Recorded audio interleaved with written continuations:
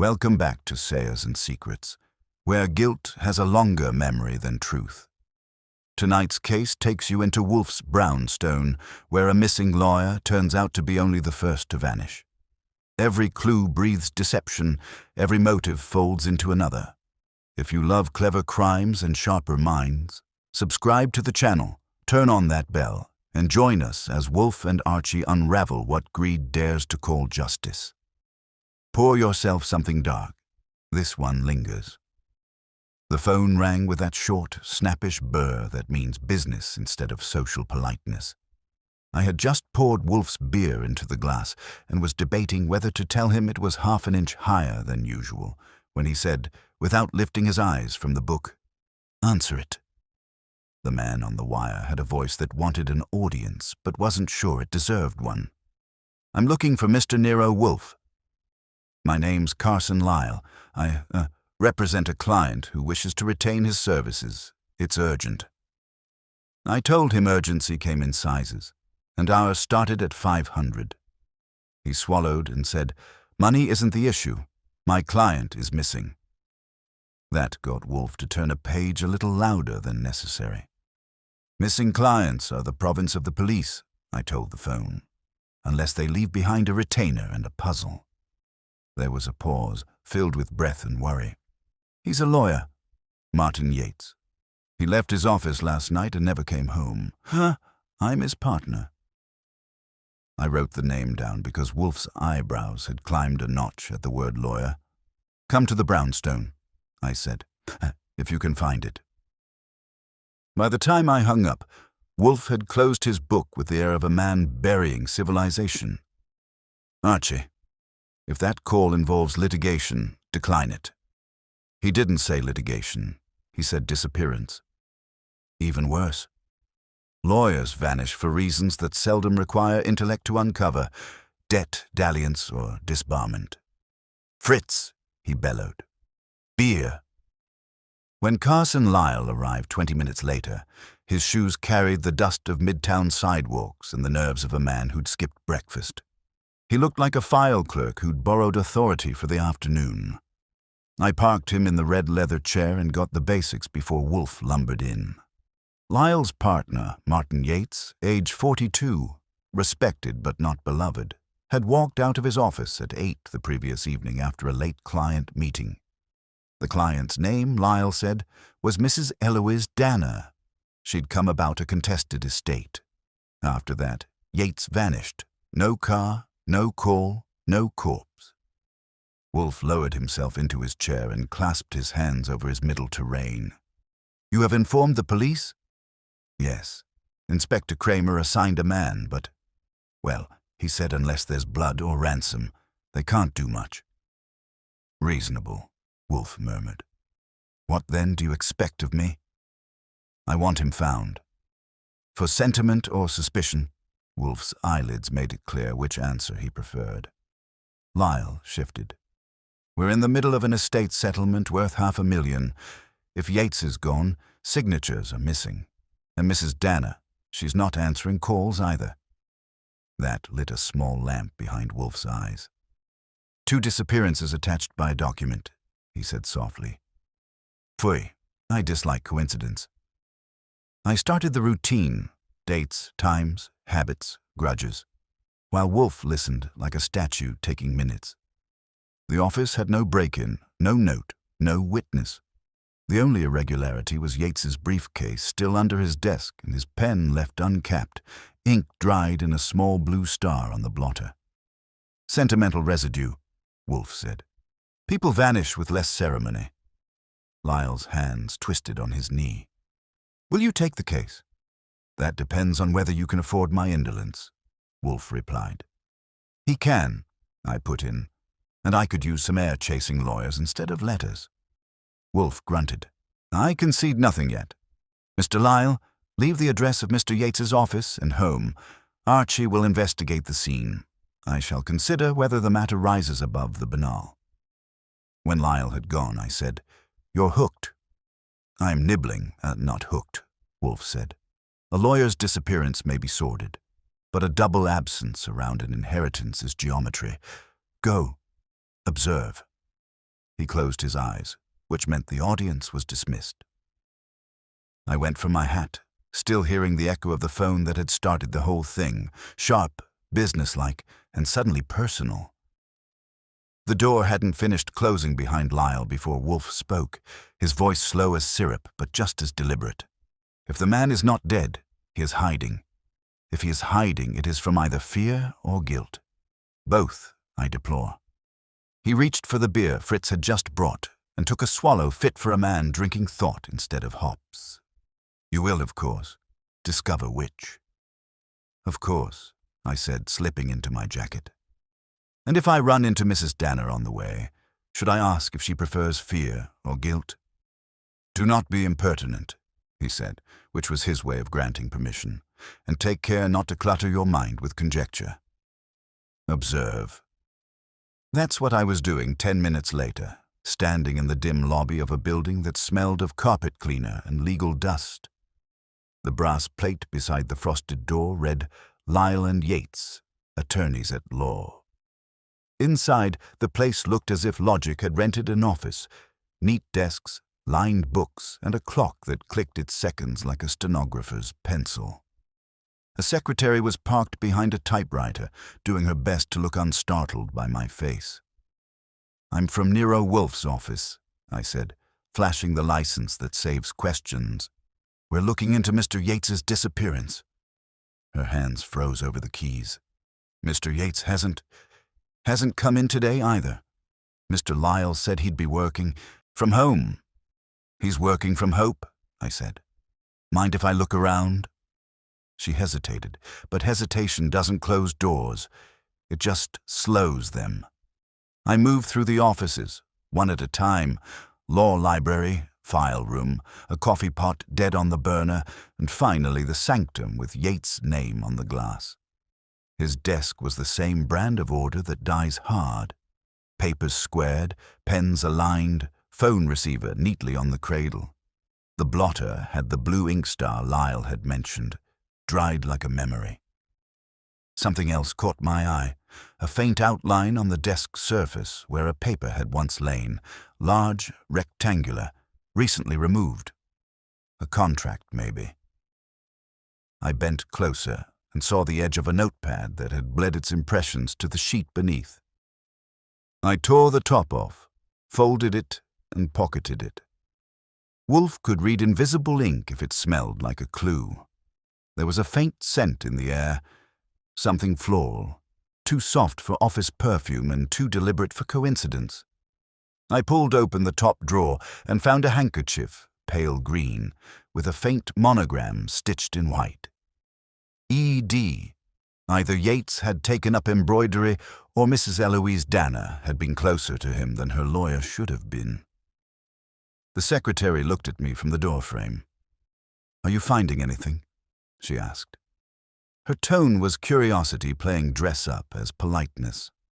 Only that your boss was tidy, I said, and possibly sentimental. She blushed just enough to suggest she'd noticed that too. He was polite to everyone, she said quickly, which is what people say when they want you to know the opposite. Did he leave any message last night? No. He was waiting for Mrs. Danner. She was late. I left at 7:30 and she hadn't arrived yet. Did you see her before? Once or twice. Elegant but dramatic. You could tell she liked an audience. I thanked her, got the addresses I needed, and left her eyes following me to the elevator like a question mark that had lost its sentence. The cab driver had the kind of memory that charges extra for opinions. Yates' home was on the Upper West Side, a brick-faced row house that believed in curtains. The lock didn't argue much, and I was inside before the smell of paper and cold tobacco hit me. The living room had the faint disorder of a man who hadn't expected to be gone long. An open book on the arm of a chair, a pipe still half-packed, a glass with one sip missing. The phone sat in silence, but the answering machine, one of those old rectangular jobs with spools, had its red light blinking with the patience of a saint. I pressed play. A click, a pause, and then a woman's voice, smooth and deliberate. Martin, it's Eloise. I can't meet at the office. Something's come up. Please come to the address I gave you. Tonight. It's important." Then silence, and the faint sound of breathing, as if she hadn't wanted to hang up but couldn't risk what came next. I rewound it and played it again. The voice had class, control, and just enough quiver to make a man do something foolish. I jotted the number from the machine's display, an unlisted one, I'd bet, and headed back down the steps before the landlady's curiosity learned to walk. On the ride back, Manhattan did its usual imitation of a nervous system. Lights twitching, horns bleating, everyone pretending they weren't afraid of anyone else. I called Wolfe from a payphone, and when he answered, I gave him the report. He grunted after every few lines, like punctuation in a foreign language. "The handkerchief?" he asked finally. "Monogrammed ED and smelling like roses." "Phooey, artificial scent. Keep it." "And the tape?" "Bring it. It may serve as bait." When I got back to the brownstone, Fritz was somewhere between the kitchen and the paradise, and Wolfe was still in his chair, reading a botanical treatise as if it owed him money. He looked up when I dropped the notepad, the tape, and the handkerchief on his desk. "Report," he said. I gave it to him straight, including the secretary's description and the missing paper. He listened, then leaned back and laced his fingers. Archie, the lawyer, was lured. The woman who called him arranged an appointment elsewhere. Whether she is Mrs. Danner or an impostor, we shall learn, but one thing is certain. He went to her, not by compulsion, but by inclination.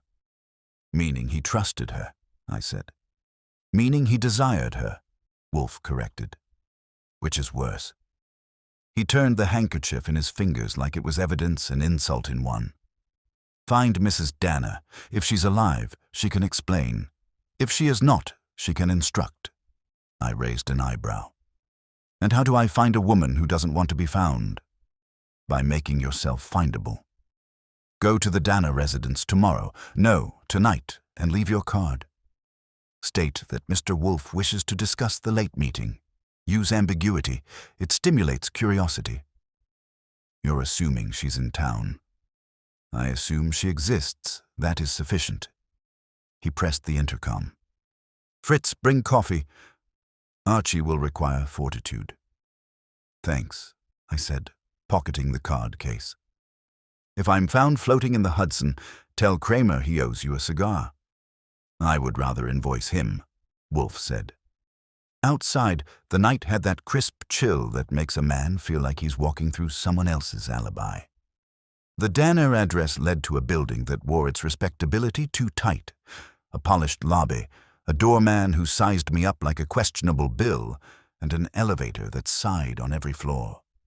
Apartment 9B had a brass knocker shaped like a serpent biting its tail.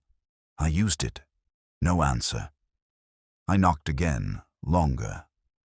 Then the sound came, a shuffle inside, the chain sliding, and a woman's voice muffled by caution. "Who is it?" "Archie Goodwin. Nero Wolfe's office." A pause long enough to hold a heartbeat or a lie. Then, "Mr. Yates isn't here." "That's what worries us," I said. Another pause. Then the chain slid off.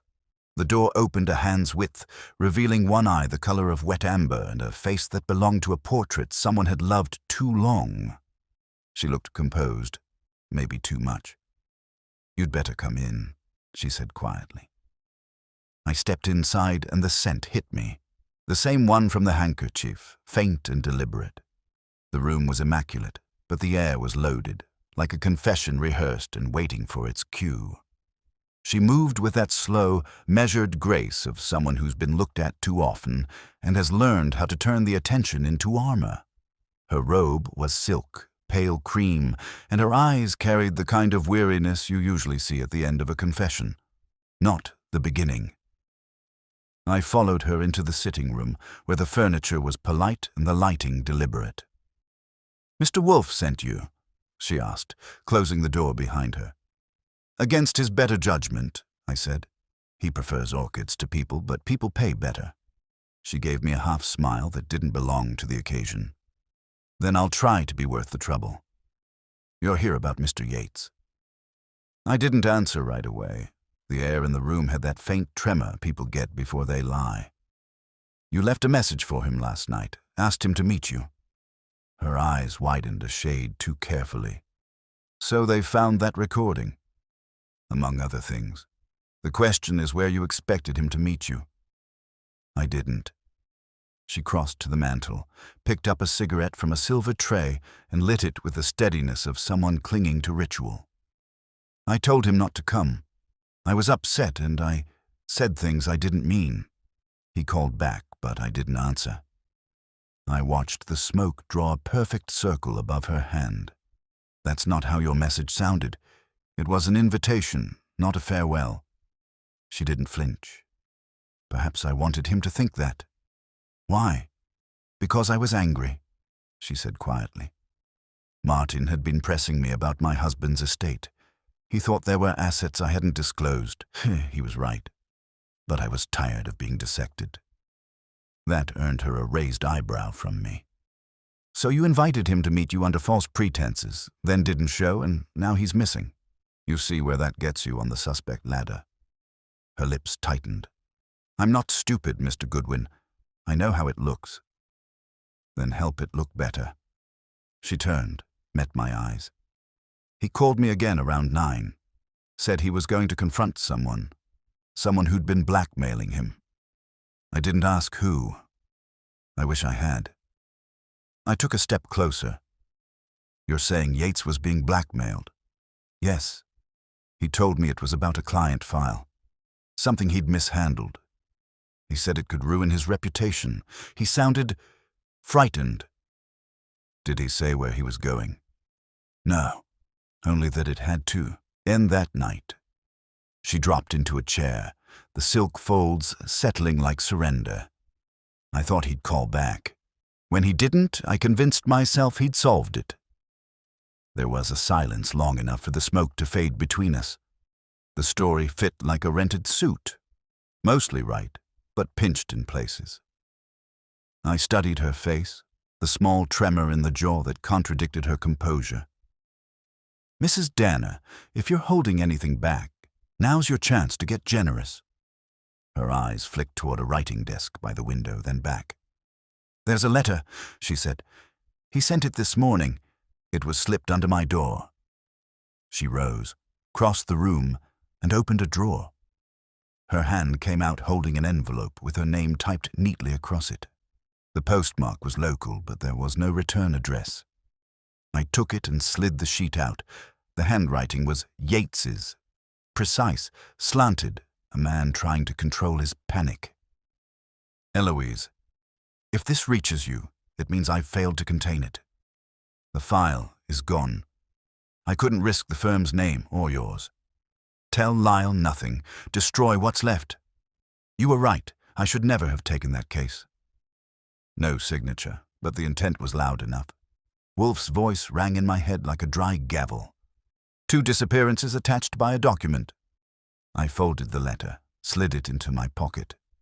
You'll get this back when we decide it won't hang anyone. She didn't argue, just stared at the empty space where the letter had been, as if her reflection had gone missing with it. I asked, did he mention what case? She hesitated. An estate challenge, one of the smaller ones. A man named Randall Thorne. Died last year. His nephew accused the widow of hiding assets. I was advising her privately. That drew a quiet whistle from me.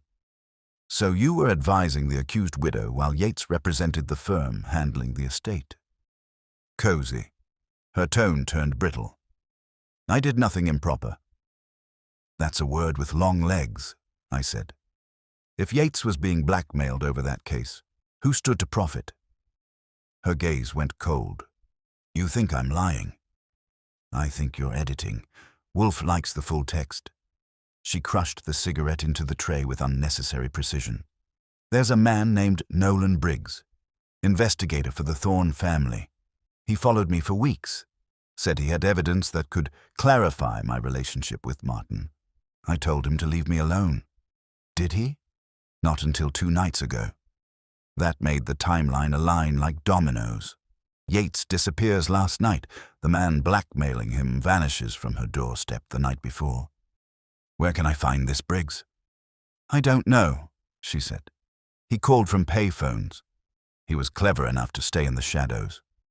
I nodded, filed the name, and stepped back toward the door. You'll hear from us. Keep the chain on next time. It adds charm. She looked at me with that faint, tired irony people use when they're almost out of fear. Tell Mr. Wolfe I'm not as fragile as I seem. I'll tell him, I said, but he won't believe it. The hallway outside felt like fresh oxygen. I stopped at the elevator, pulled out the folded letter, and read it again. The file is gone. Gone where? If Yates had mailed that from town this morning, he'd still been alive after his supposed disappearance. That narrowed the window to a few hours, and possibly the killer's margin of error. I got to the street and found a payphone. Wolfe answered before the first ring finished. Well, he said, she's real, she's scared, and she's got a letter from Yates that was mailed this morning. Mentions a file gone missing, and a man named Randall Thorne. There's also a private snoop, Nolan Briggs, who'd been leaning on her for cash. There was a pause on the line that sounded like thinking with a cigar in hand. A private investigator extorting an attorney and his client. The moral symmetry is almost poetic. Return at once. On foot or by miracle. By speed, if possible. When I hung up, the cab I hailed had that squeal in its tires that tells you it knows the city's secrets too. 10 minutes later, I was back in the brownstone, giving Wolfe the rundown while Fritz hovered with coffee and disapproval. Wolfe listened, then pushed the handkerchief and letter together on the desk, examining them like chess pieces. Archie, he said finally, we now have motive, leverage, and disappearance. The next step is verification. Meaning, find Nolan Briggs. If he lives, he talks. If he doesn't, we proceed accordingly. And where do I start? Wolfe's lips curved faintly. At the point where honesty meets appetite. Investigators who blackmail dine often, drink more, and boast most. Saul Panzer will assist. Engage him tonight. He reached for his book again. And Archie, do not allow Mrs. Danner to vanish as conveniently as her lawyer. I stood, pocketed the note, and said, if she tries, I'll make sure she leaves footprints. Do so, he murmured. I dislike chasing phantoms. Saul answered his phone on the second ring, sounding as if I'd interrupted him halfway through a sandwich. If it's about poker, you're too late. If it's about work, you're early. It's about a man named Nolan Briggs, I said. Private eye, with a sideline in blackmail. Wolfe wants him found yesterday. Where's the trail? Somewhere between a dead lawyer and a live widow. Check the city's low-lit corners. The kind where whiskey's cheaper than conversation. I'll meet you at the Belmont around 10. It's the kind of place where a man like Briggs leaves echoes. Copy that, he said, and hung up before I could wish him luck. Saul didn't need luck. He collected facts the way other men collect ulcers. I grabbed my coat and made for the door, but Wolfe stopped me with a grunt that meant advisory more than affection. Archie, if you find the man, don't enlighten him. Observe first, act after. Curiosity survives longer when it keeps its mouth closed. Got it, I said. Mum's the word until he draws a gun. Fritz offered a sympathetic look as I left. He's seen enough of Wolfe's errands to know they come with bruises. Outside, the city was stewing in its usual mix of exhaust and temptation. The cabs moved like yellow arguments. I flagged one and let it grumble me downtown. The Belmont sat on 8th Avenue like a scar that refused to heal. Inside, the air smelled of smoke and bad memory. The bartender was polishing glasses that had already surrendered. A jazz trio murmured through a slow number that didn't believe in melody. I took a stool near the end, ordered coffee to stay inconspicuous, and scanned the room. Briggs wasn't there, but the type who knew him probably was. A man at the corner table with a newspaper he wasn't reading, and a trench coat he hadn't taken off. I gave it 10 minutes before Saul walked in, blending with the clientele by looking like he'd stopped caring years ago. He slid onto the next stool. "Any luck?" I asked. He nodded toward the trench coat. "That's Pete Marsden. Used to tail cheating husbands. Says Briggs stiffed him on a split job 2 weeks ago. Let's go make a withdrawal." We approached. Marsden looked up with the defensive expression of a man who owed more than one explanation. "Saul, didn't expect you to travel with company." "Archie Goodwin," Saul said. "We're looking for Nolan Briggs. You've got change for that?" Marsden laughed without humor. "Briggs? If I did, I'd be cashing it at the morgue. He's missing, and not the romantic kind. Last I heard, he was working a blackmail angle on a lawyer uptown. The job went south, and he vanished. Heard talk somebody paid him to disappear." "Paid or buried?" I asked. He shrugged. "In our line, the difference is location. I slipped him a bill to keep his conscience cooperative." "Who was his contact?" "Somebody hired him to dig on the lawyer, Martin Yates." That made Marsden pause, eyes narrowing. "Yeah, I heard that name." Briggs said Yates was scared enough to pay twice. Mentioned a woman, too. Fancy, old money type. He met her in a hotel off Lexington, room 312, Carlton House. Recently. Night before he vanished. That was close enough to the timeline to make the hairs on Logic's neck stand up. I thanked him, and Saul and I stepped back into the drizzle. "He's dead," Saul said calmly, lighting a cigarette. "Probably. But if there's a corpse, there's a reason. And if there's a reason, Wolfe will find a way to make it sound like arithmetic." We parted company, Saul heading east to check the private eye grapevine, me toward the Carlton House.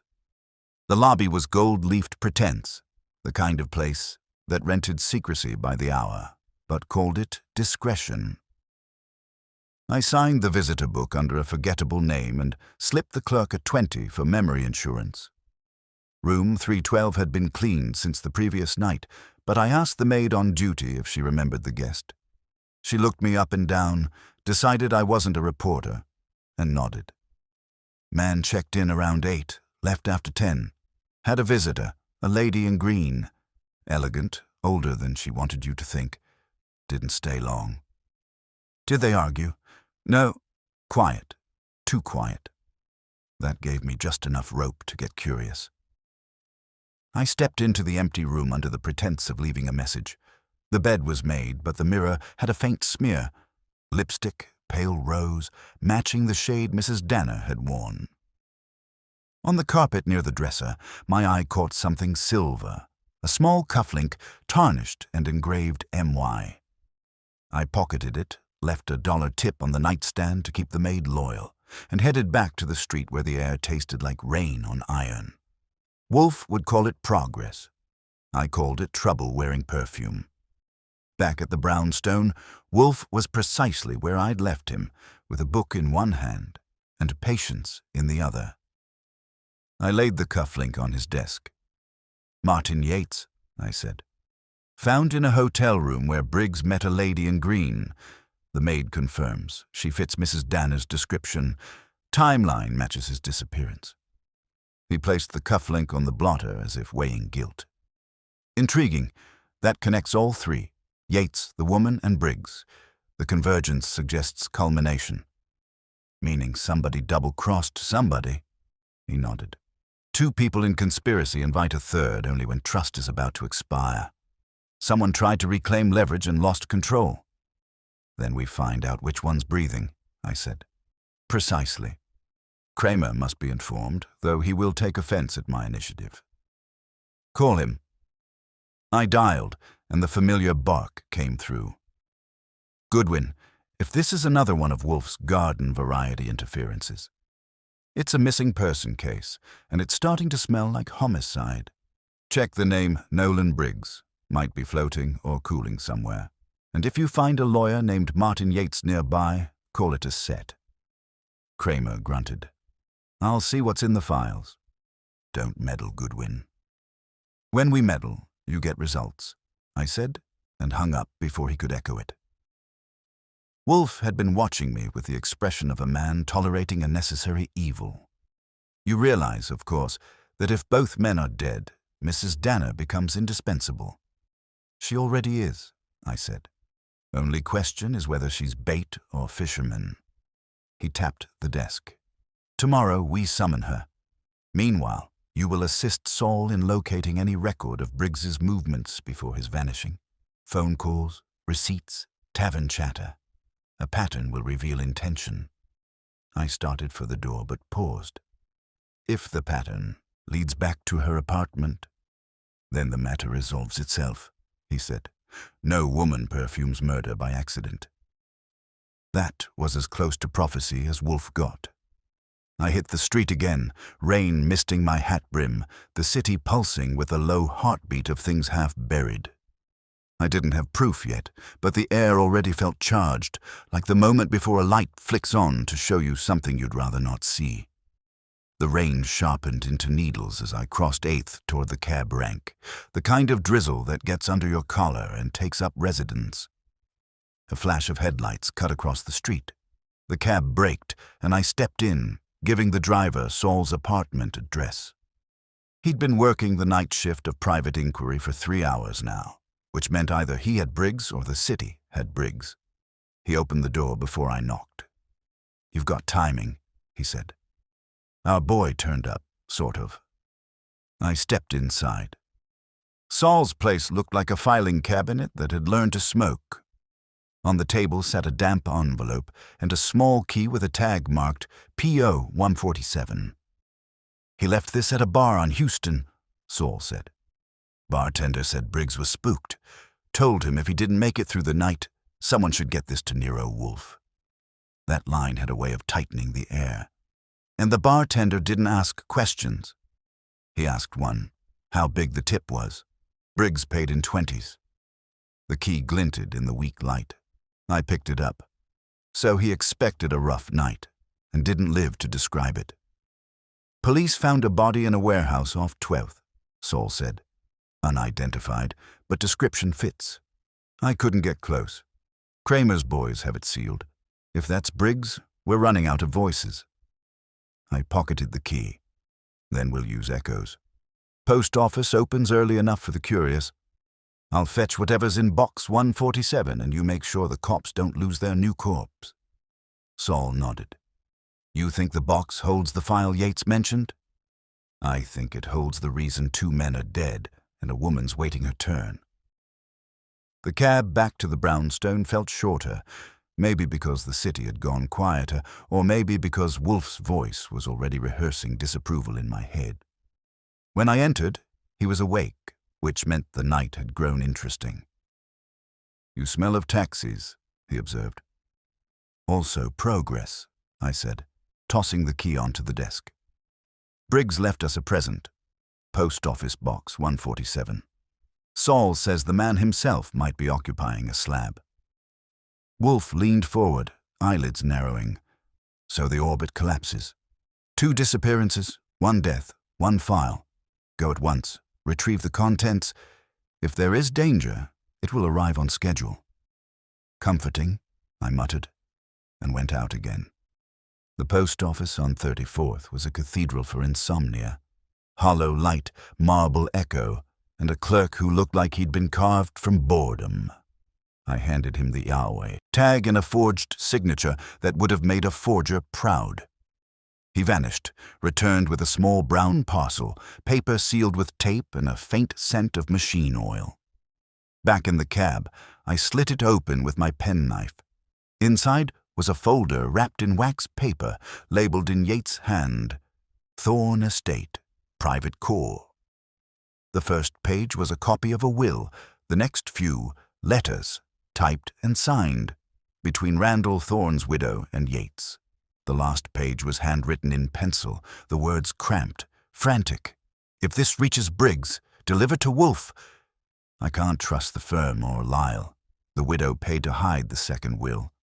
Mrs. Danner handled the transfer. They'll silence anyone who knows. My stomach tightened enough to make room for two possibilities. Either Briggs had grown a conscience, or someone had written this for him posthumously. When I pushed through Wolfe's door again, the lights were still on. He read the pages with the deliberation of a judge, lips thinning at the edges. So, he said, the widow inherits through deception, the lawyer assists, and Mrs. Danner mediates the exchange. Mr. Yates develops guilt or fear, confides in Briggs, who decides extortion is better than ethics. A triangle of greed, narrowing toward inevitability. Neat, I said, except for the part where two of the three are dead. Death is often punctual, Wolfe replied. What matters is who scheduled it. Kramer must be told, without enthusiasm. But first, Mrs. Danner. He dictated the summons with a precision that could have cut glass. Fritz sent it by messenger. I stayed to watch Wolfe's face, which didn't move except for the eyes. She will come, he said finally. Guilt is as magnetic as fear. He was right. An hour later, the bell rang, and Fritz's soft tread announced her arrival. She entered looking like a confession wrapped in elegance. The cream silk was gone, replaced by grey wool, and the perfume had thinned to a memory. You received my note, Wolfe said. Yes, she said. You said it was urgent. Urgency is relative, he murmured. Sit. You may find it less comfortable to stand. She sat, hands folded too tightly. I stayed by the globe stand, playing the silent partner. Mrs. Danner, Wolfe said, you were the intermediary in the transfer of an estate asset belonging to the Thorne case. You concealed a second will. Her breath caught, barely audible. That's absurd. Is it? Then explain why Mr. Yates's personal correspondence lists your name beside the widow's. Explain why Mr. Briggs died clutching a note naming you as the broker of deceit. She froze, lips parting, but no sound came. Then, slowly, her voice returned. Flat, brittle. I didn't kill anyone. I have not accused you of killing, Wolfe said. Yet. She looked at me, then back at him. I helped Mrs. Thorne protect what was hers. Randall left 2 wills. The first gave everything to his nephew, a wastrel. The second divided it fairly, but the second was unsigned. I found it among his papers. Martin, Mr. Yates, said it would never hold in court. He arranged matters. Meaning forged a signature, I said. Her eyes flicked to me, then away. He said it was justice. Mrs. Thorne agreed. I kept my silence, until Briggs learned. He threatened exposure unless we paid. And you paid? Wolfe asked. Once. Then Martin refused another demand. He said he'd meet Briggs, settle it. Her hands shook now, fingers tightening on her purse. He didn't come back. Wolfe's voice dropped half an octave. So you see why I dislike coincidence. The lawyer confronts his blackmailer and vanishes. The blackmailer dies. That leaves one participant alive and desperate. She stared at him, panic flickering beneath composure. You think I killed them? I think you have exhausted the benefits of denial, he said. But truth may yet profit you. The police will learn of this soon enough.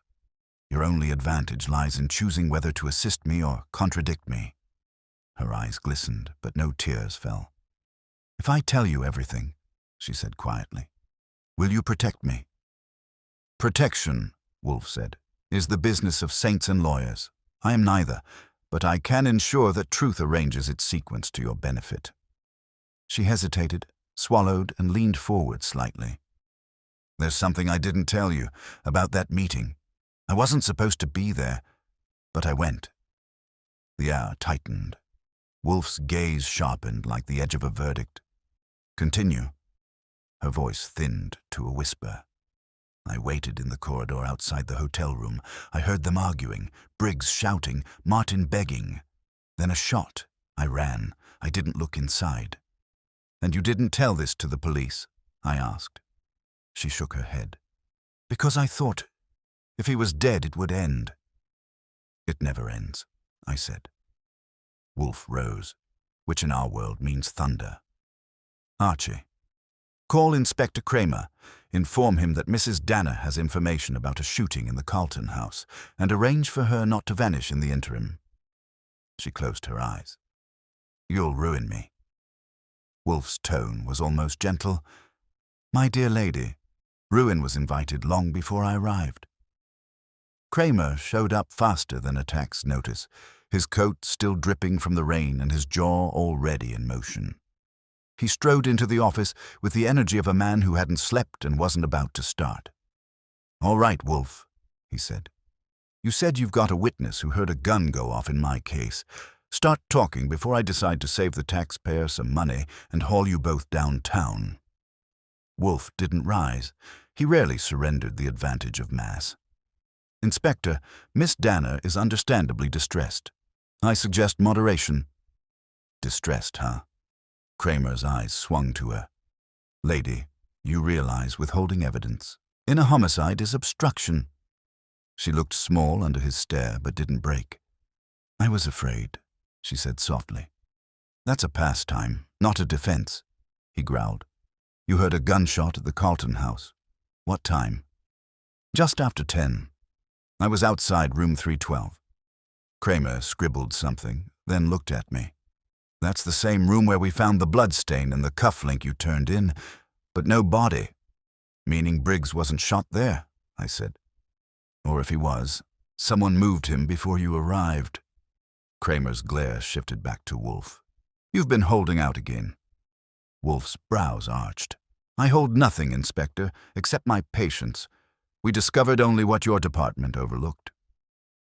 That one hit home, judging by the color climbing Kramer's neck. You think you're cute, don't you?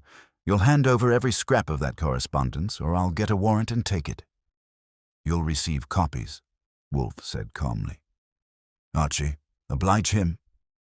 I handed over duplicates of the Thorn letters and the pencil note from Yates. Kramer scanned them, then snapped them shut. If this is true, I've got a forged will, an extortionist, and a lawyer who took the fast way out. But I'm missing motive for 2 killings. There is only one, Wolfe said. Preservation. Kramer snorted. That's philosophy, not police work. Then you may call it economy, Wolfe replied. Mr. Yates forged a document for Mrs. Thorne under Mrs. Danner's persuasion. When conscience or fear threatened to expose it, the circle began consuming itself. Briggs, seeking profit, became the first morsel. Nice story, Kramer said. Prove it. That, Inspector, is your métier. Kramer pocketed the papers, motioned to Mrs. Danner. You're coming with me. She half rose, eyes darting toward Wolfe. I said truth arranges its own sequence, he interrupted. I suggest you begin telling it completely. Kramer ushered her out, his temper trailing like exhaust. The door closed, and Wolfe exhaled through his nose. Archie, brandy.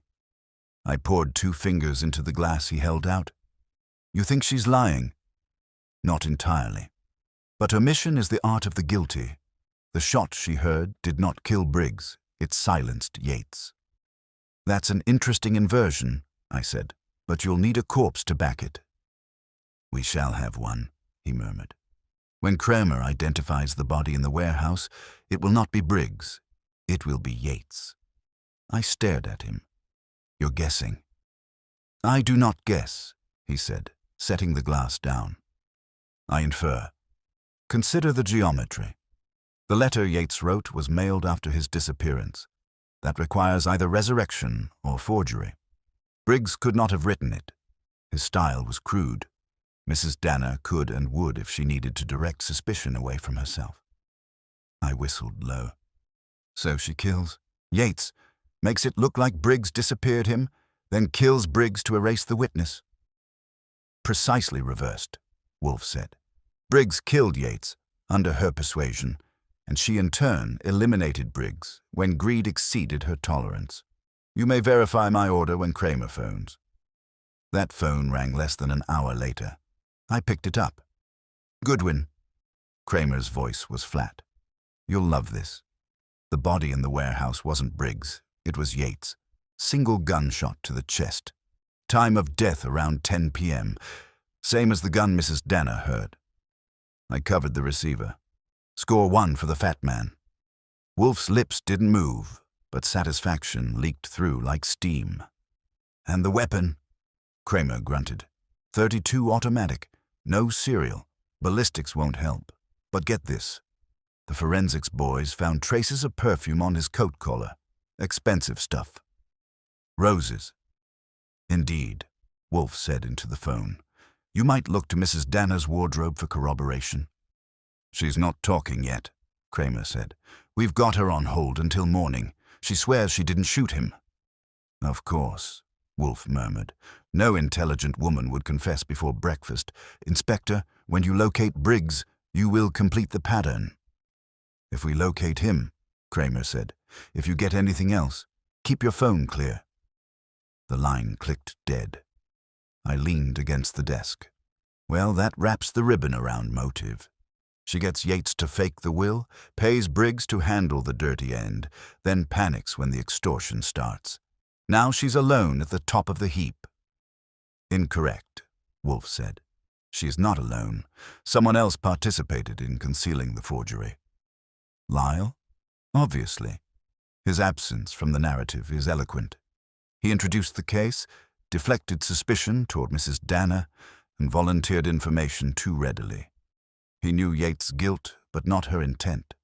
When he realized the forgery would surface, he delivered her to us, hoping we'd shield him. Then he's next on the list, I said. You will confirm his position discreetly. Visit his office before Kramer does.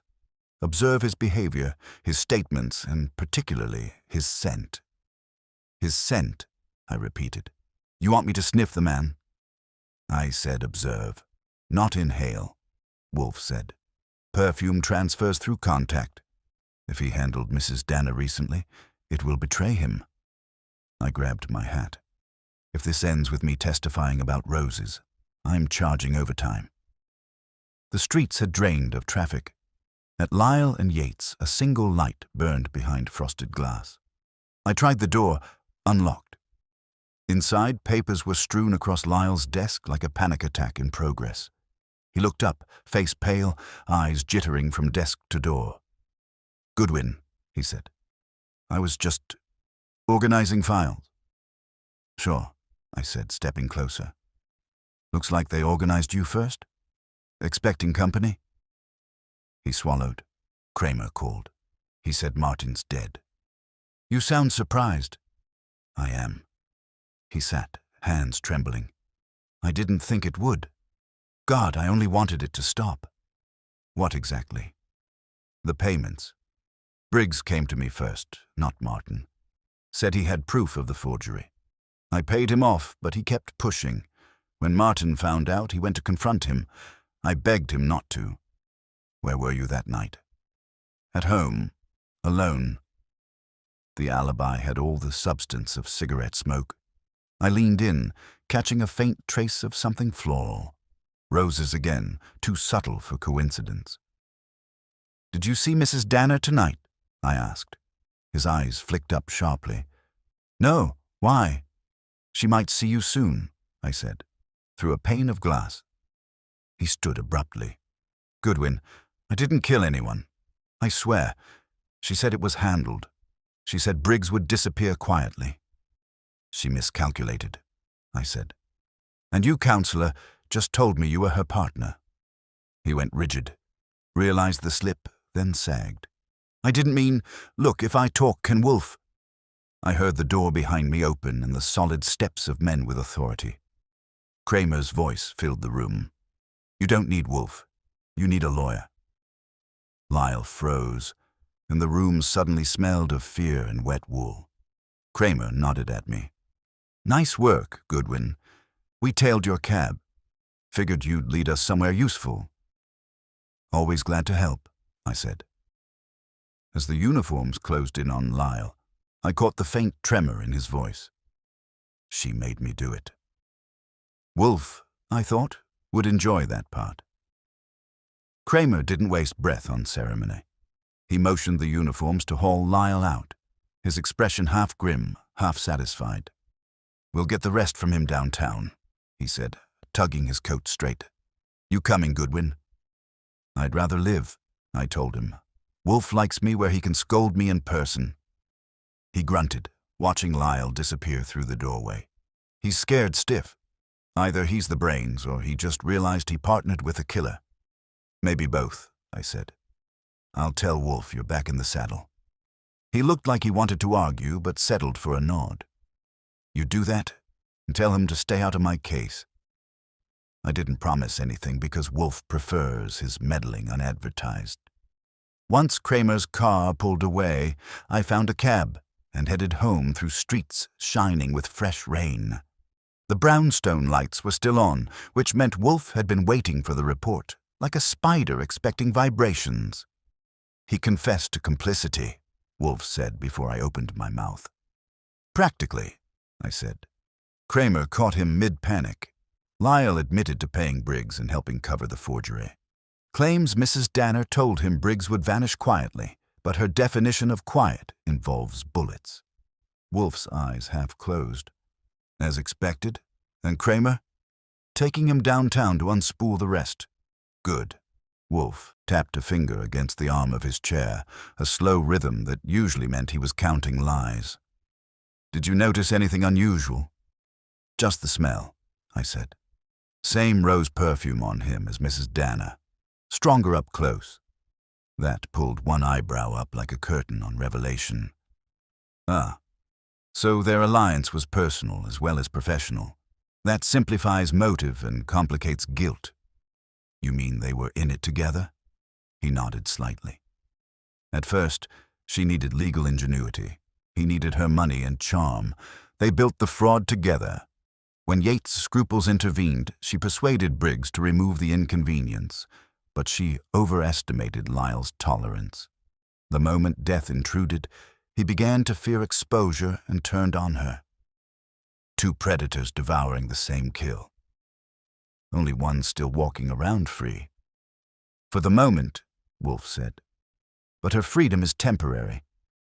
Kramer will extract a confession from Lyle before breakfast, and she will feel its shadow before noon."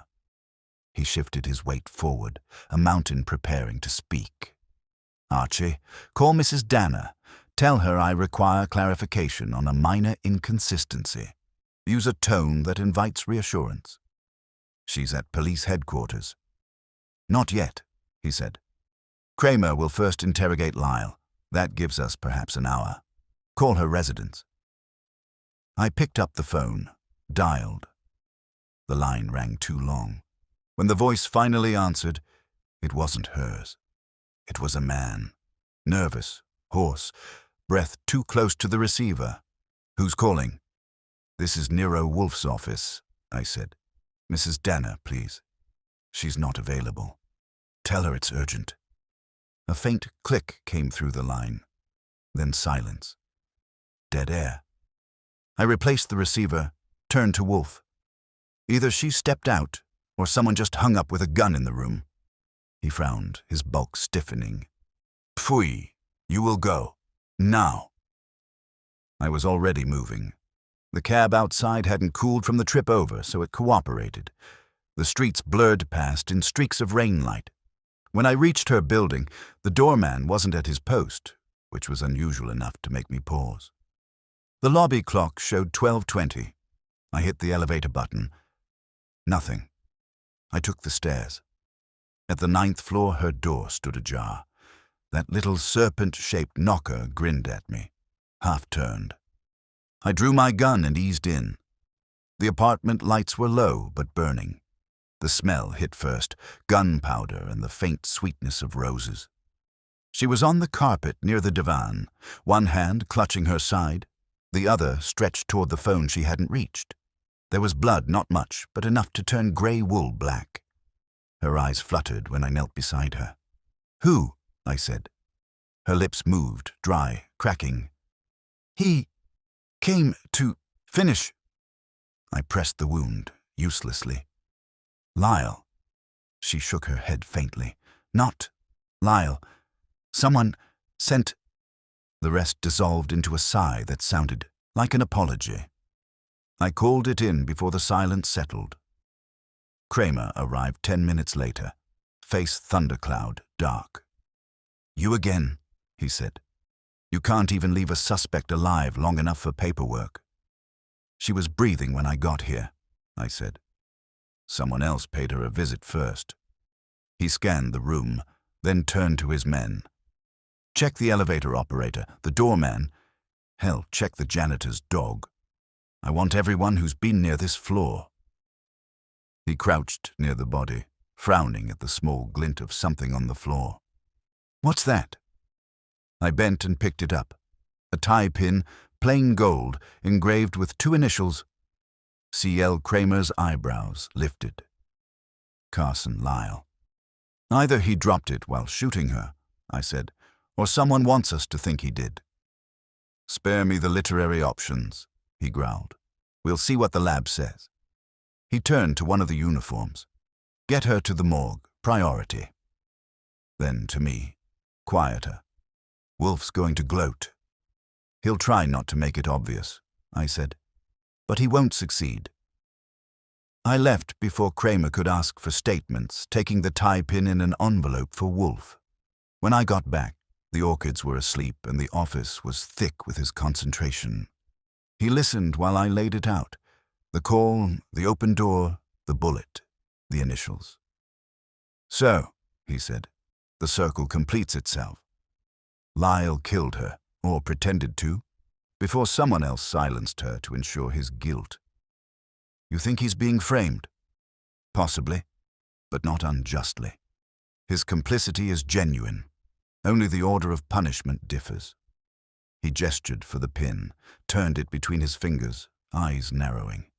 "Observe the engraving. Machine done, not hand-tooled. Such pins are sold by one supplier in Manhattan, Bertram's on Madison. Purchase records are meticulous." "You're sending me shopping?" "Indeed. At dawn." I rubbed the back of my neck. "Suppose they confirm Lyle bought it. Then we possess evidence of proximity, not of murder. Suppose they did not. Then someone fabricated it. That would interest me more." He set the pin down like a final period. "The game reduces to one equation. Who benefits from both their deaths? The widow. She keeps the estate intact, eliminates accomplices, and attributes all guilt to the dead. Yet she remains absent from our stage. That must be corrected." "Meaning you want Mrs. Thorne herself in this room?" "Yes. Alive, if possible." I exhaled. "You make it sound like a menu request."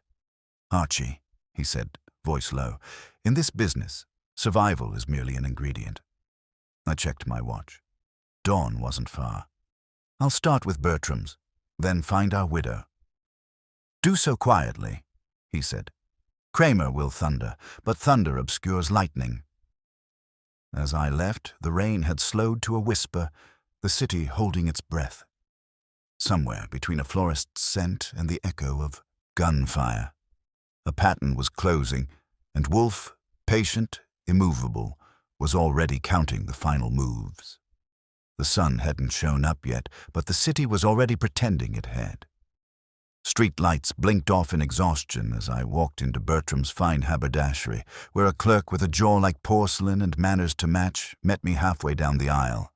He wore politeness the way a man wears armor. "Good morning," he said, which was optimistic. "May I assist you?" "You may," I told him.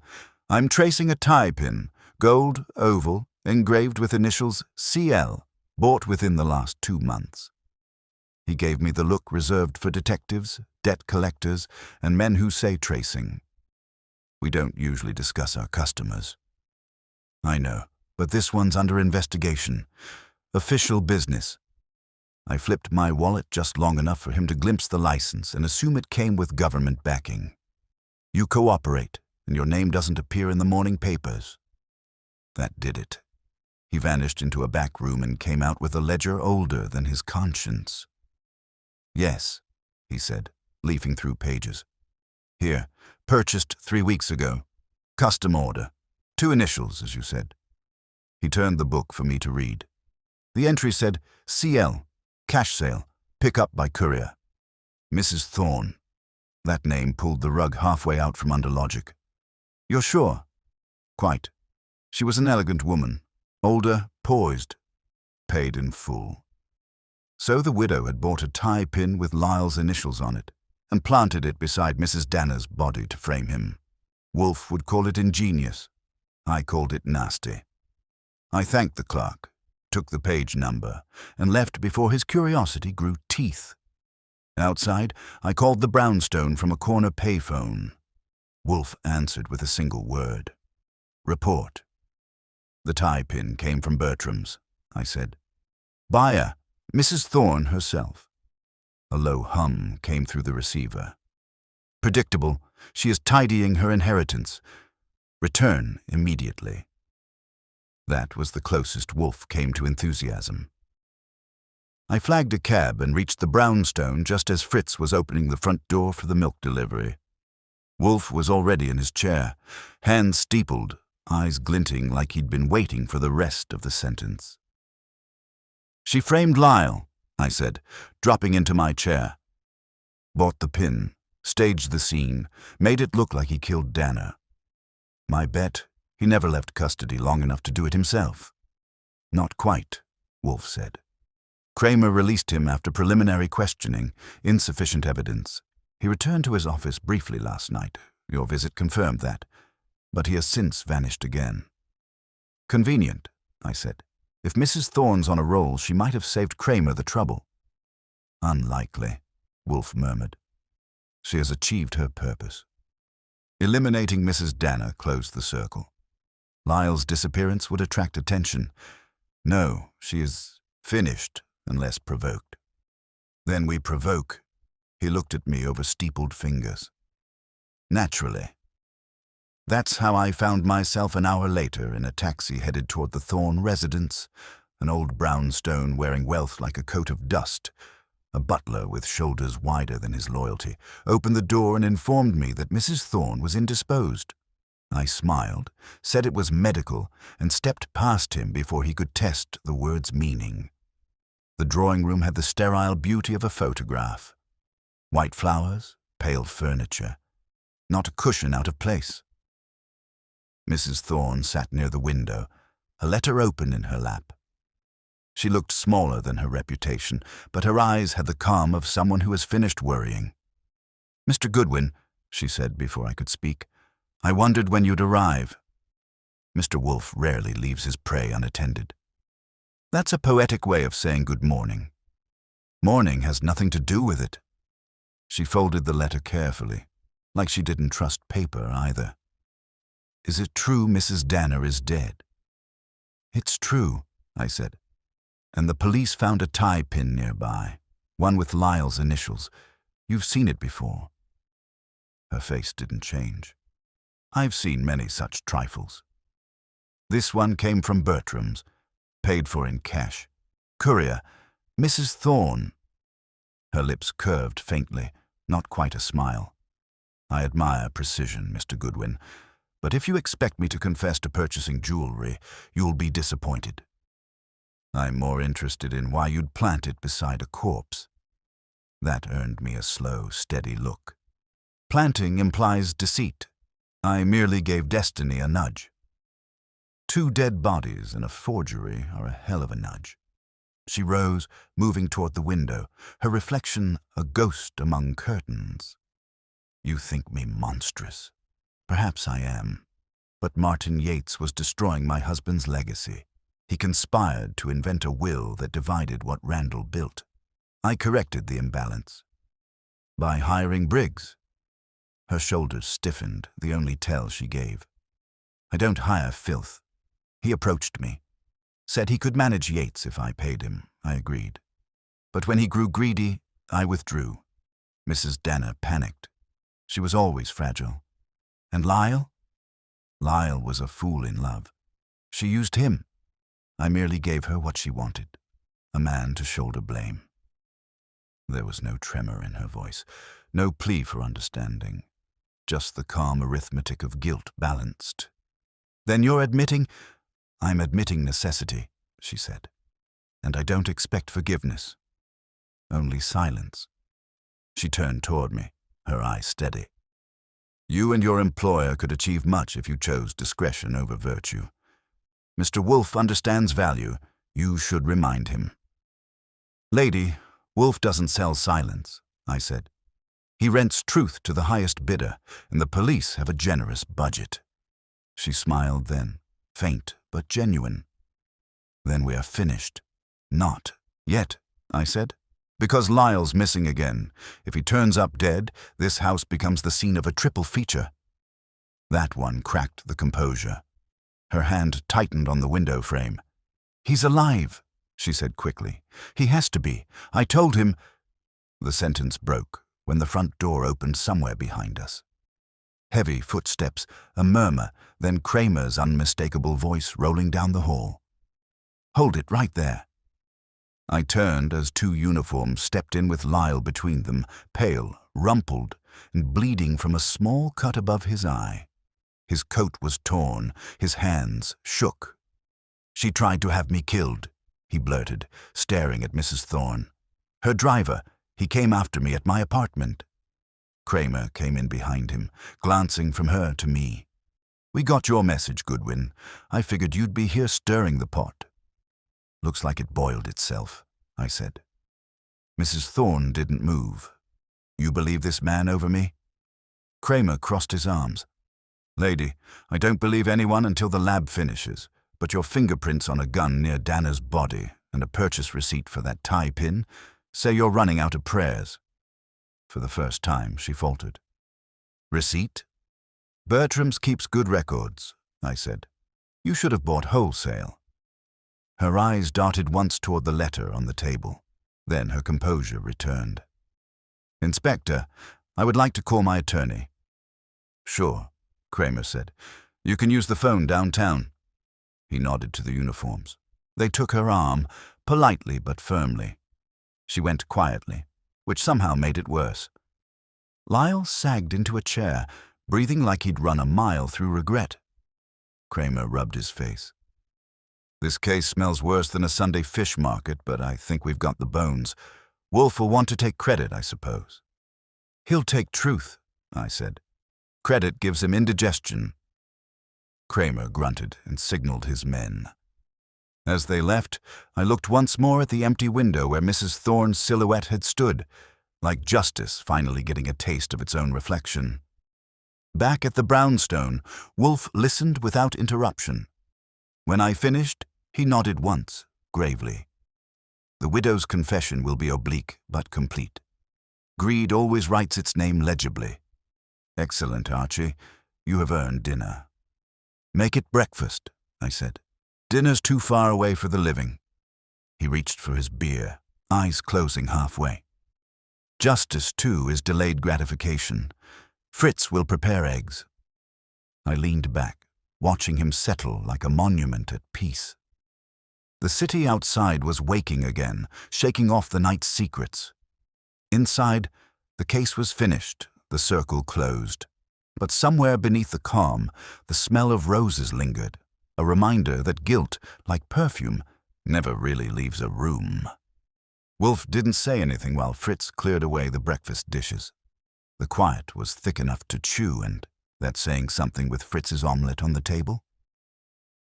I waited until the last clink of china left the room before I spoke. "So that's it? Curtain call, credits roll, and Kramer gets his name in boldface while we get indigestion." Wolfe's eyelids lifted just enough to show irritation, not surprise. "Archie, your appetite for postscript is incurable. The case is closed. Mrs. Thorne will be indicted for the murder of Mrs. Dana and complicity in the death of Mr. Yates. Mr. Lyle will barter his perjury for leniency. Kramer will preen. Civilization continues." "Sure," I said, "except civilization doesn't usually leave its footprints in my office carpet." That got a grunt out of him. You're suggesting an inconsistency. I'm suggesting something doesn't fit. Lyle said her driver tried to kill him, right? But the driver's missing too. The car's still in the garage. Either he grew wings or someone didn't want him testifying. Wolfe leaned back, temple pulsing once. If the driver is dead, it changes nothing. It changes who's giving orders. Mrs. Thorne was too smart to dirty her gloves herself. Maybe someone else had a bigger claim on that inheritance than she did. He sighed. You are fishing. I'm casting where the water's still moving, I said, and the smell's wrong. You notice how calm she was before Kramer walked in. She knew he was coming. Someone tipped her. That made his eyes open fully. Pfui, you should have mentioned this sooner. I wasn't sure until now, but there's no way she expected me and Kramer both. The butler didn't blink when we arrived, like he'd rehearsed it. My bet, he made the call. Wolfe's fingers steepled. Motivation. Money, loyalty, maybe both. But it makes sense of her calm. She expected police, not a confession. She was ready for a performance, not an arrest. He stared at the ceiling as if truth might be up there among the plaster patterns. If she anticipated Kramer, she also anticipated exoneration. Perhaps she arranged evidence against herself that would fail under scrutiny, ensuring sympathy rather than guilt. Except Kramer's got more patience than pity. True. Yet, he murmured, the gesture of despair, true or simulated, often softens juries. If she dies conveniently, the estate reverts fully to her heirs. Her heirs, Archie. You think she planned suicide? Or the appearance thereof? Call Kramer. The inspector's line was open but not friendly. Goodwin, if this is another of Wolfe's hunches, make it quick. It's not a hunch, it's a warning. Keep someone with Mrs. Thorne every second. If she's breathing unguarded air, she won't be long for it. Kramer grunted. She's in the women's ward at headquarters. 2 matrons outside the door. She's not going anywhere. Fine, I said. Just don't leave her with any sharp objects or poetic impulses. When I hung up, Wolfe was already in motion, his version of it, which meant his eyes were sharper and his voice slower. You will accompany him. If my conjecture is correct, there will be a development within the hour. I didn't ask how he knew. Wolfe's sense of timing was like a clock that ran on guilt instead of gears. At headquarters, the corridors smelled of metal and old arguments. Kramer met me outside the women's ward, cigarette hanging from his lip. She's quiet, he said. Lawyer's on the way. We've got her confession on tape. Mind if I look in? He shrugged. Suit yourself. The door opened onto a pale room with a single cot, a window barred more for symbolism than security, and Mrs. Thorne sitting upright, hands folded neatly on her lap. She looked less like a murderer than a matron caught in the wrong play. Mr. Goodwin, she said without surprise. I expected him to send you. He doesn't travel well, I said. How's the hospitality? Efficient, she said, glancing at the clock. Inspector Kramer has been most attentive. He even promised me tea. Her tone was calm, but her eyes flicked toward the nightstand. There was a paper cup there, half full of something clear. You planning to drink that? I asked. Eventually. I crossed the room, picked it up, sniffed. Not tea. Not water either. Something bitter under the surface. I set it back carefully. You always pack your own poison? Her face didn't change, but her voice thinned. It's only morphine. Enough to quiet nerves, not end them. Sure. And you keep it around in case you can't find a lullaby. She met my eyes. You think I'm afraid of consequence? I'm not. I simply prefer choice to spectacle. Yeah, well, Kramer's not big on letting suspects choose their curtain. She smiled faintly. Then he should hurry. That's when the sound came, quick, metallic, from the corridor. The matrons shouted, a man's voice cursed. I was through the door before thought caught up. Two uniforms were wrestling with the butler, the same one from her house. He had a pistol in his coat pocket, and his expression said he wasn't visiting. Kramer came running. "What in blazes?" I cut him off. "He came to finish the job. Check his coat for anything that looks like loyalty." They pulled a folded letter from his breast pocket, sealed in wax. Kramer tore it open and read aloud. "In gratitude for your service. Deliver peace swiftly. E.T." Mrs. Thorne had risen in the doorway, pale as a parchment. "I told him not to come," she whispered. Kramer's jaw set. "You told him to kill you." She didn't deny it. "It was supposed to be private. Clean." I turned to Kramer. "You still think she's just tidy, or do we call this assisted confession?" He rubbed his temple. "We'll call it attempted suicide by proxy, and obstruction stacked on top." They led the butler out, still muttering loyalty in the form of nonsense. Mrs. Thorne sank back onto the cot. "It seems," she said softly, "I've outlived my design."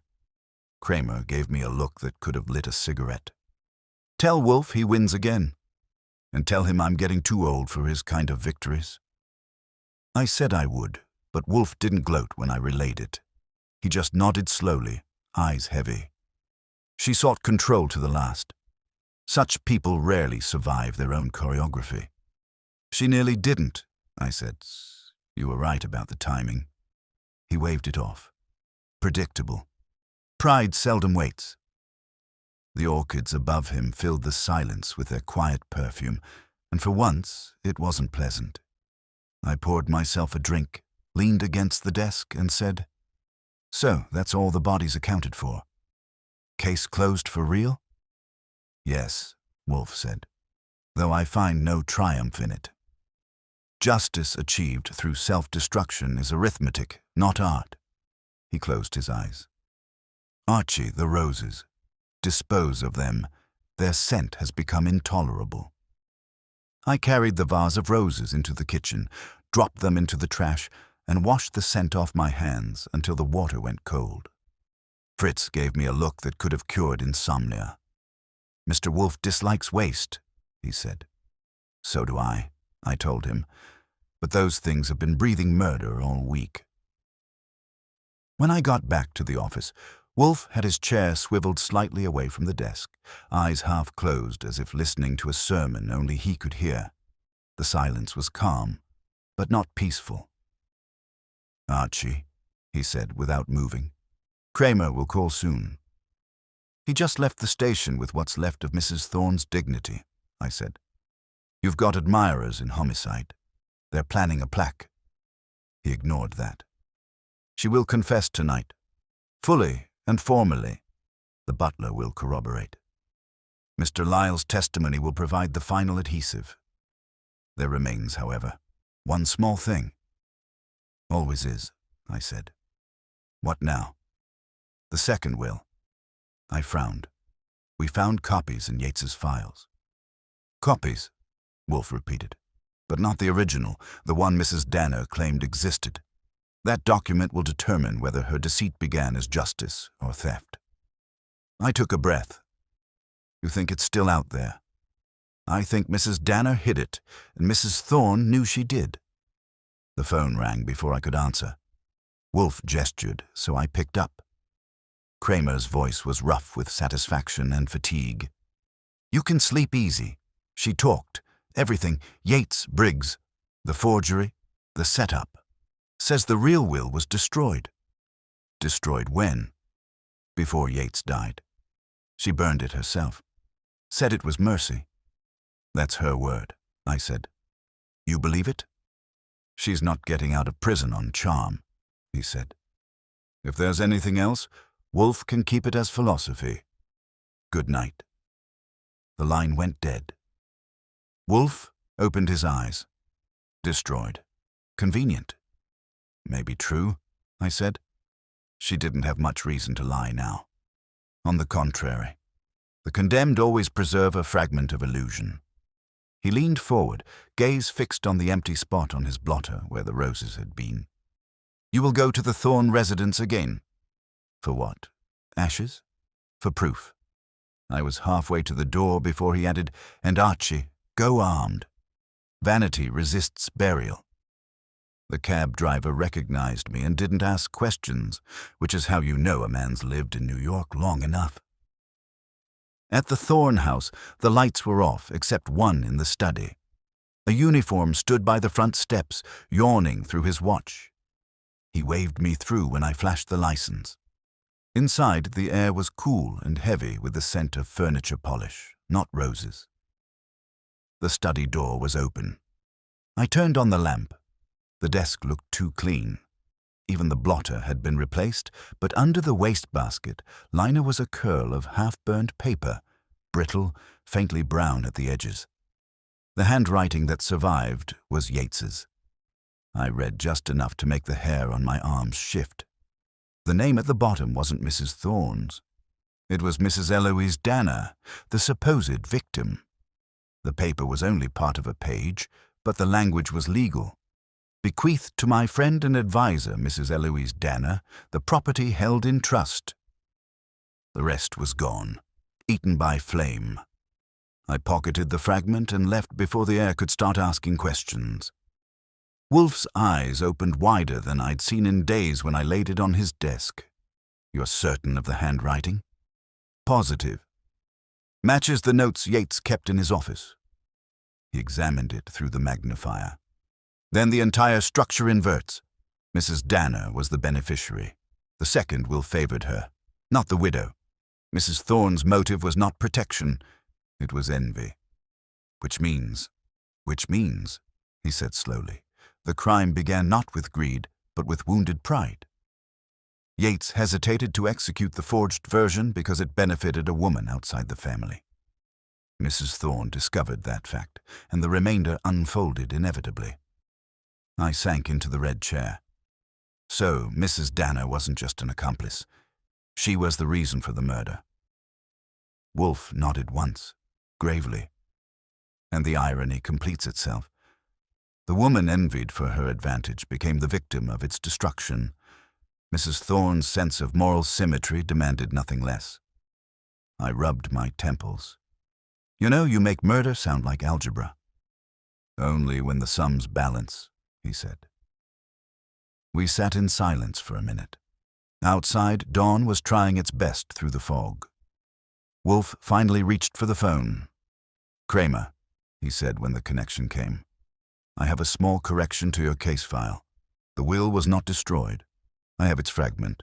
It establishes Mrs. Danner as beneficiary. That may influence sentencing." The reply was shortened, loud enough that I heard it from across the desk. Wolfe didn't argue. He merely said, "You're welcome," and hung up. He leaned back, eyes half closed again.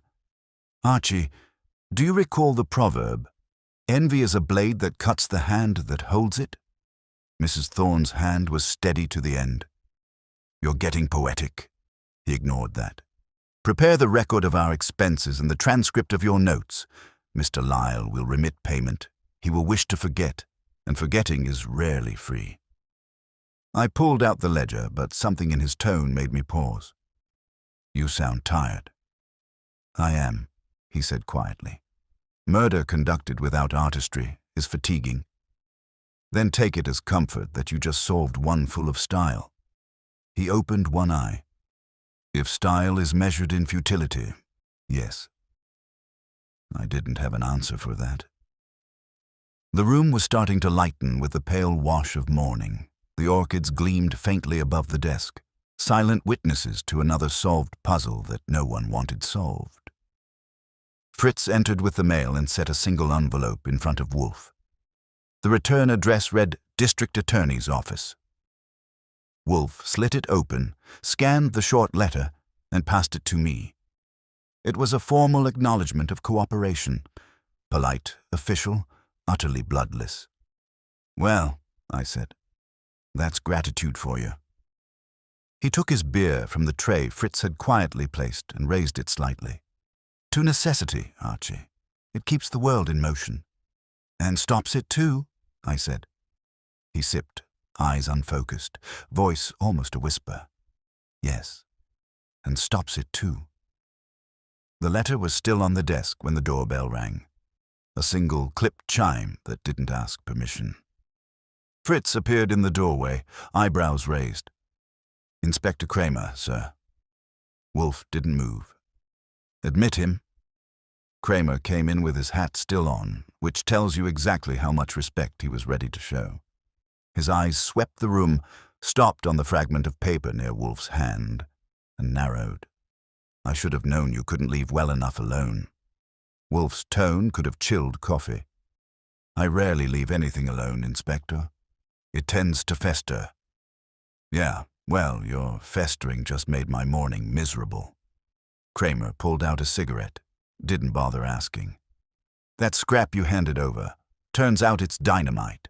The DA wants the case reopened." I leaned back. "You mean Mrs. Thorne's confession isn't enough for you?" "She confessed all right," he said, striking a match. "Only problem is, her lawyer's using that fragment to claim diminished capacity. Says she thought she was protecting her husband's legacy, not enriching herself. If Danner was the named beneficiary, that makes it a whole new ball game." Wolfe's expression didn't flicker. Justice complicated by interpretation. How drearily human. "Don't start sermonizing," Kramer growled. "I'm asking if there's more, where that came from." "There is not," Wolfe said. "There'd better not be," Kramer shot back, "because if another piece shows up and you've been sitting on it, I'll have your license framed on the wall at headquarters." Wolfe's fingers twitched once. "Empty threats are unbecoming, Inspector. You have the law. I have the truth. They are rarely synchronized."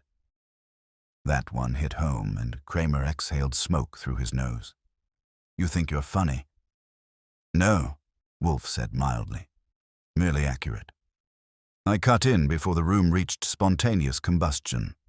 If it helps your ulcer, we didn't plant the will fragment. Archie Goodwin doesn't play in ashes. I found it where it didn't want to be found, under a wastebasket in the Thorne study." "Convenient," Kramer muttered.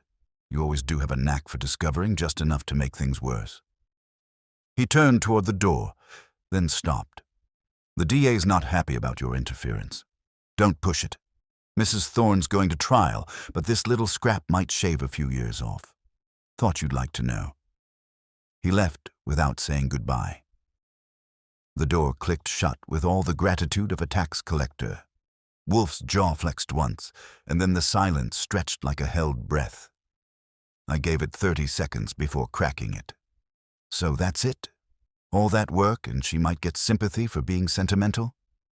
"Not sympathy," Wolfe said. "Leverage.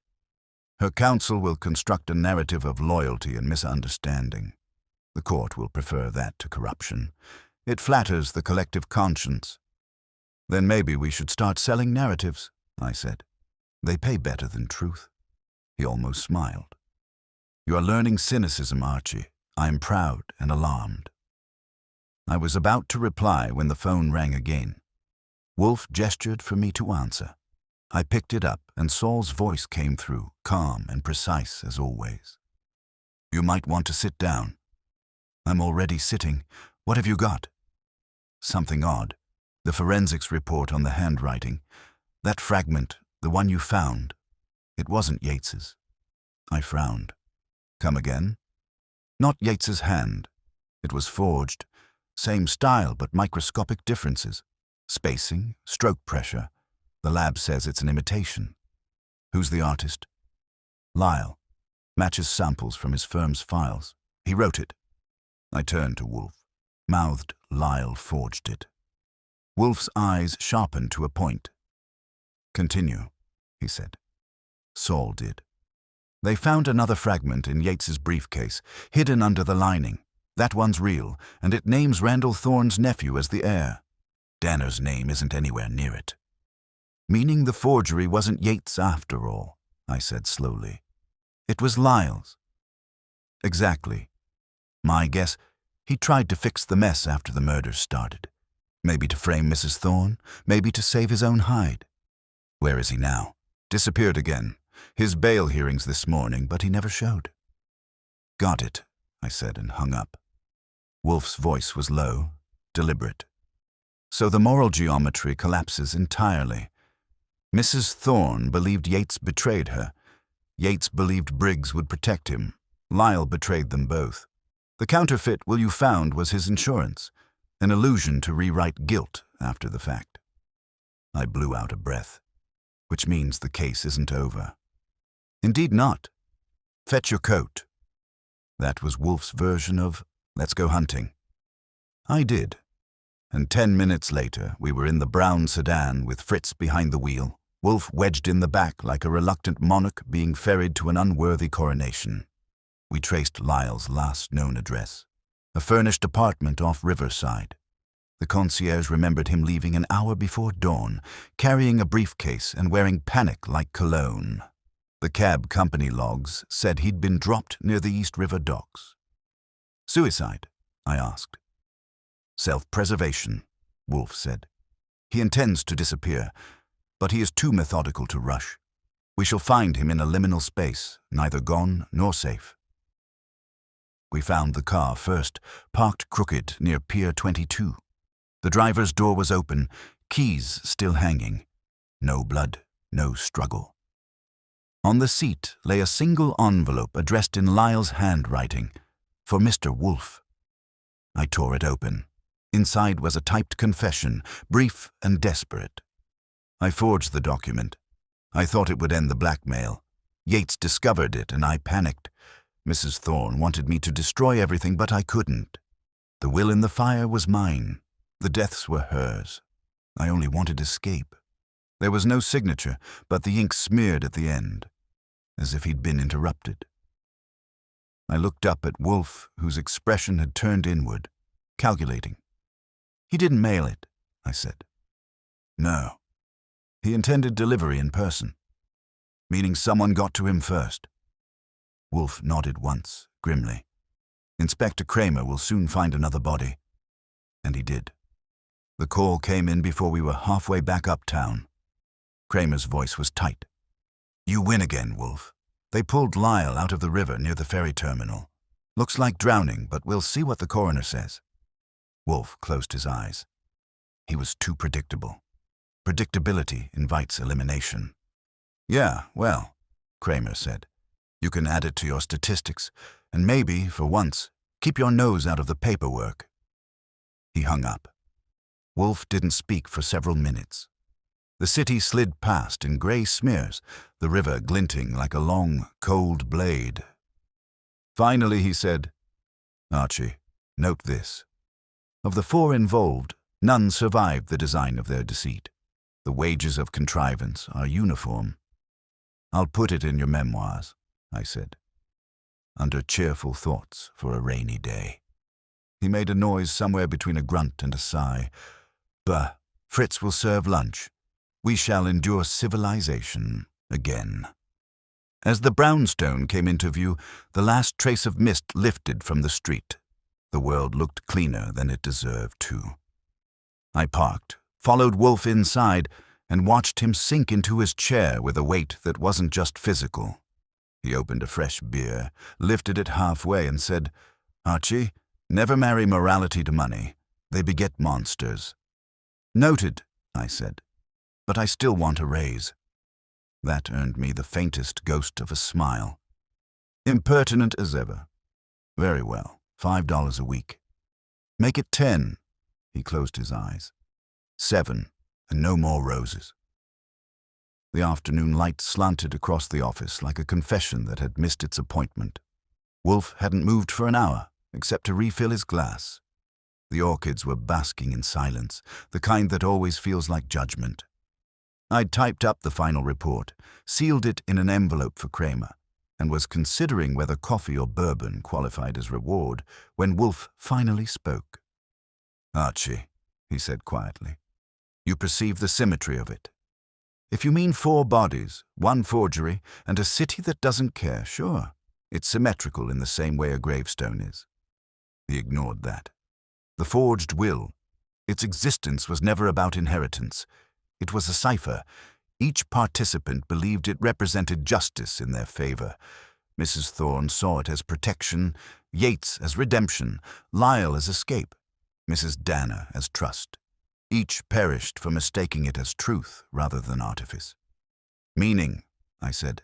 It wasn't the document that killed them. It was what they thought it meant. Wolfe nodded once. Precisely. A paper forgery, yes. But the moral forgery was greater. I leaned back, watching the slow swirl of dust in the afternoon sun. So you're saying we're philosophers now? I'll order the togas. He grunted. Bah. Philosophy is for men with time to waste. I prefer deduction. It keeps its promises. There was movement at the door. Fritz entered with the evening edition folded under one arm. Inspector Kramer telephoned, sir. He sends his compliments. The case is formally closed. Miracles, I said, taking the paper. The headline was brief but loud. Widow confesses, lawyer found dead. Estate scandal ends in tragedy. Underneath, a paragraph summarized Wolfe's involvement with the usual mixture of admiration and irritation. I read it aloud. Private investigator Nero Wolfe assisted police in unraveling the Thorne estate murders, concluding a web of deceit surrounding a forged will and multiple deaths. Wolfe declined comment. Declined comment, I said. Imagine that. Civilization will think you've gone shy. Let them, Wolfe murmured. Silence often sounds intelligent. Fritz retreated, leaving us with the paper, the smell of orchids and the faint clink of a beer glass being set down. Wolfe spoke again, more to himself than to me. It was never about wealth. It was about ownership. They wanted not money, but authorship of a lie. When the lie outlived them, the truth became irrelevant. I tapped the envelope on the desk. Kramer won't frame it that way. He'll just call it greed and sleep fine. Kramer, Wolfe said, sleeps well because he mistakes conclusion for closure. I cannot afford that comfort. The room went still again, the kind of still that makes every clock tick sound like an opinion. I lit a cigarette and watched him think, the slow, heavy kind of thinking that ends with the world rearranged. Archie, he said at last, I have a request. Burn the fragment. I blinked. The will piece? Yes, it has served its purpose. Let the ashes join the others. If any more truth remains, let it rest with the dead. That wasn't his usual line of logic, but I'd learned better than to argue with closure when it showed up wearing his face. I struck a match, held the flame to the corner of the paper, and watched it curl, blacken, and fold into nothing. The ash fell neatly into the tray, no ceremony, no regret. When the smoke cleared, Wolfe leaned back and closed his eyes. Satisfactory, he said. I waited a moment. That your version of peace? He gave a small, deliberate nod. Peace is not an absence of disturbance, Archie. It is the exhaustion of necessity. I stubbed out the cigarette and smiled faintly. Remind me to quote that when someone asks why I still work here. He opened one eye, the corner of his mouth threatening a smile. You remain because you prefer turbulence to boredom, and because you are an intolerable optimist. Sure, I said. An optimist surrounded by orchids and homicide. Maybe I should start a garden. Do, he murmured, reaching for another beer. Plant roses, and this time, choose a scent that doesn't reek of guilt. I got up, took my hat, and paused at the door. The light through the stained glass transom painted the room in muted golds and reds. For once, the brownstone felt quiet. Not empty, just still, like the last word had already been spoken. Wolfe raised his glass slightly in salute without opening his eyes. Archie, he said, kindly remember to send the invoice. Justice may not pay, but clients occasionally do. On it, I said. And if Kramer drops by, I'll tell him you're composing haiku. He grunted, the closest thing to approval I'd get this week. I stepped out into the hall, the air cooler, sharper, alive with the city's pulse beyond the door. It was just another evening in the brownstone.